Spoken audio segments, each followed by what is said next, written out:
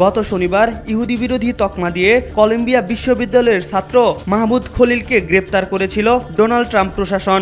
তবে এর জেরে এবার মার্কিন ইহুদি নাগরিকদেরই বিক্ষোভের মুখে পড়তে হলো প্রেসিডেন্ট ট্রাম্পকে। বৃহস্পতিবার নিউ ইয়র্ক সিটির ট্রাম্প টাওয়ারের লবিতে খলিলের মুক্তির দাবিতে অবস্থান নেন কয়েকশো ইহুদি বিক্ষোভকারী।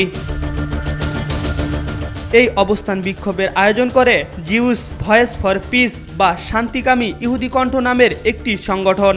বিক্ষোভে সংগঠনের সদস্যরা এসেছিলেন লাল টি শার্ট পরে। আকাশচুম্বী ট্রাম্প টাওয়ারের নিচে দাঁড়িয়ে খলিলের মুক্তির দাবিতে স্লোগান দেন তারা।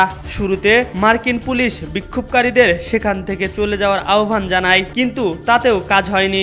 এক পর্যায়ে বেআইনি অনুপ্রবেশ, বাধা প্রদান এবং গ্রেপ্তার প্রতিরোধের অভিযোগে ৯৮ জন বিক্ষোভকারীকে গ্রেপ্তার করে পুলিশ। খলিলের গ্রেফতারির ফলে আমেরিকাব্যাপী বিক্ষোভ ছড়িয়ে পড়েছে।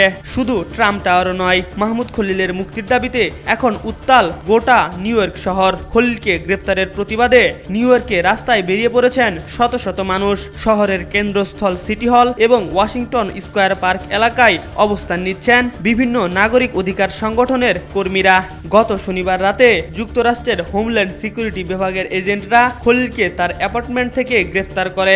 গত বছর যুক্তরাষ্ট্রের বিভিন্ন ক্যাম্পাসে হওয়া ফিলিস্তিনপন্থী আন্দোলনের প্রধান সংগঠকদের একজন মাহমুদ খলিল। ৩০ বছর বয়সী খলিল গ্রিন কার্ডধারী, অর্থাৎ আমেরিকার স্থায়ী বাসিন্দা।